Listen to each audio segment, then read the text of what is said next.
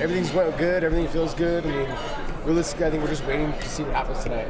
I've seen a few guys call you out on Twitter since the fight, like Diego Sanchez, and there's been a few different fighters. What do you think about that since the Nate Diaz knockout? I said this to someone the other day. I said, do you think the lion turned around every time a little dog barked? No. Not really too concerned. Not really. I'm focused on one guy who's, I'm focused on Benson. That's it. I don't really care about everybody else. So I told the UFC before when I came over, I said, whoever you guys want me to fight, so I can line up to fight Benson, that's who I want to fight. They threw me Nate, so I beat Nate, and hopefully somebody else is next. Do you think the Gilbert 4 rematch, I guess quadruple match is coming anytime soon? You should ask Gil. I don't think Gil wants to fight me again. So I mean, I think we kind of both, unless it's for the title, I really see no reason for us to fight. You know, our first 3 fights were for the title. You know, I mean, we just always met at the title. I figure we'll probably meet there again one day. Would it feel right if that wasn't in San Jose? No, it wouldn't feel right. I think San Jose would be, it's the hotbed for us to fight again. I mean, I feel bad because the other fans don't get to see it live, but you know, if him and I fight for a 4th time, it's best probably in San Jose. But like I said, it's not our call. It doesn't matter where we fight. What'd you make of Luke's fight with Vitor? What do you make out of that? You know, I feel bad. You know, I don't want to talk about it. How about tonight? You got Kane on the main event there? Yeah, we got a good group of guys fighting tonight. So we got Khabib, we've got Gray, and we've got Kane. So all 3 guys had real good camps. All of them are ready to fight. I mean, honestly, I really don't see any of them losing. I mean, definitely not Kane. Khabib was looking a little fired up yesterday. Did you get to speak to him at all? You know, he's a very emotional fight. He's very emotional. He's, you know, he's ready for this, and you know, he had a great camp. They all did. Gray looked phenomenal his whole camp. Kane looked great his whole camp. I mean, everyone had a good camp. The good thing was our whole gym worked together during this time. I had my fight just a month ago. We were all getting ready. Luke had his fight coming up. You know, Kane, DC, the whole, like, it seemed like our whole gym's getting ready for fights. Josh, you talked in the past about being underappreciated for a long time. Do you feel like you made your point fighting Nate, or do you still feel like you have more you want to say?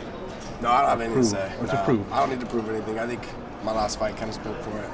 My days of trying to, like, I guess, plead for, like, notoriety, I don't care anymore. I just want to fight. I want to fight Benson. That's the biggest thing. You know, if I get a title shot, I can end my career and be done. You know, like, I want to end my career with my title shot, and that's it. You know, and just get ready for whatever happens. How do you feel to match up against him? I think we match up pretty damn well. It's gonna be a good fight. If we ever fight, it's gonna be a good fight.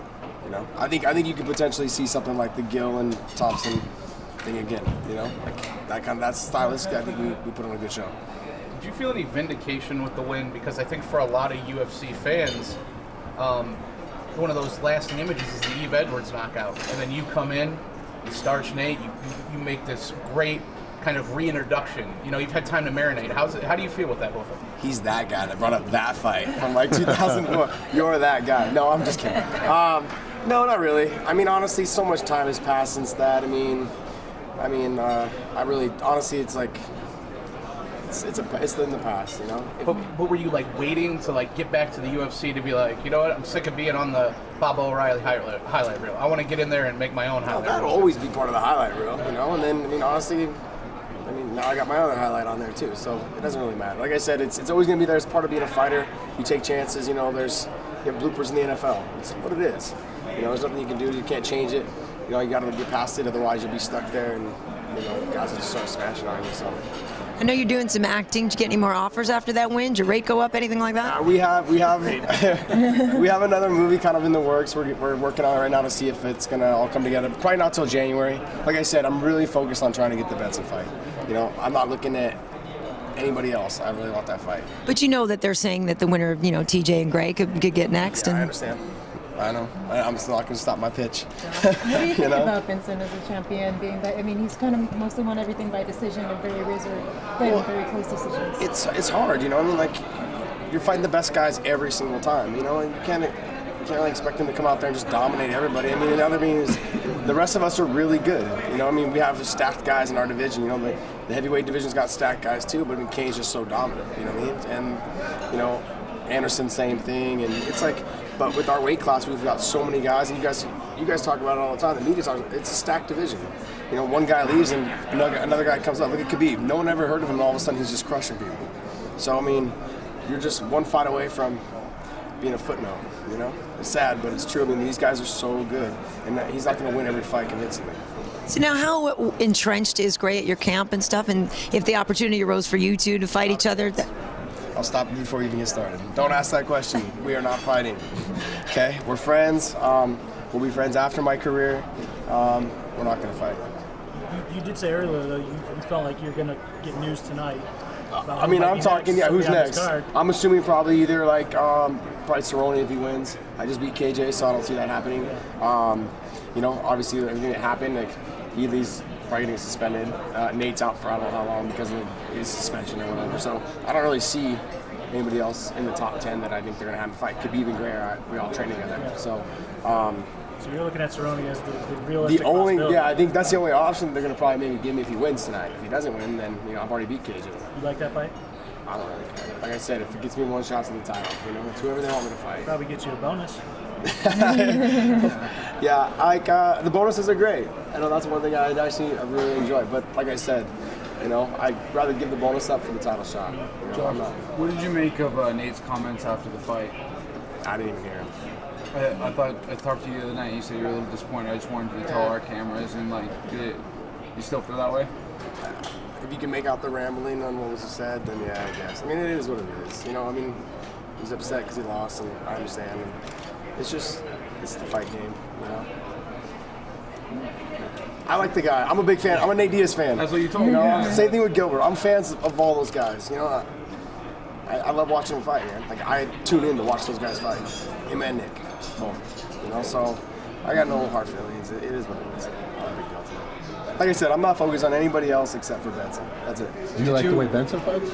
I like the way he fights. Yeah, you know, it's just that I think I can beat him. I think stylistically we're a good fight for the fans. Did you have him winning his last fight against Gil? Actually, I didn't get to watch it that night because I was in the back doing stuff for the media and also with the commission. But I actually just watched it probably about 2 weeks ago for the first time. And I thought Benson pulled it off. Barely, I mean, but I thought he pulled it off. I obviously did. So, I mean, I would normally probably give it to Gil because, you know, we have a relationship and I want him to win. You know, makes me look better if Gil wins. So, you know, but yeah, but I think Benson pulled it off. I mean, beyond it being for a title, if it were to be given to you, what intrigues you about that fight with Benson? Everything. I mean, stylistically, he's a southpaw, but I mean, stylistically, we make for a good fight. Good stand-up guys, good grapplers, decent wrestlers. I mean, the fight's gonna go everywhere. It's not just gonna be on the feet; it's gonna be everywhere. So I think the fans will get a full MMA fight. Before you mentioned you'd be cool with if you get a title shot, you can retire after that. You're not thinking about No, I'm not thinking about retirement. No, that's not. I should rephrase that.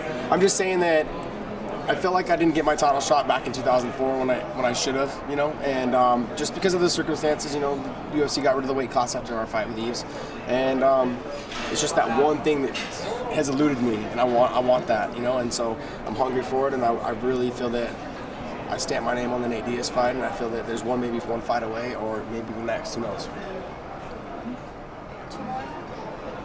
What's been the key to your longevity? I mean, you've been doing this for so long. You've been good for so long. It's funny you say that. I talked about it all the time. Is that I think MMA guys, you need to be good at everything, and that's the one thing that I've been able to do. Is I'm a decent wrestler. I'm not a great wrestler. I'm a decent wrestler. I'm a decent stand-up guy, but I'm a decent jiu-jitsu guy. But I mean, if somebody's really good at one thing, I can find ways to beat them at everything else. So I just try to avoid their one thing. You know, Nate. I just avoided his boxing. You know, I knew he couldn't take me down because I'm a better wrestler. Submission-wise, I figured we're about the same, you know? And so I just had to stay out of his range of his boxing, and everything worked out.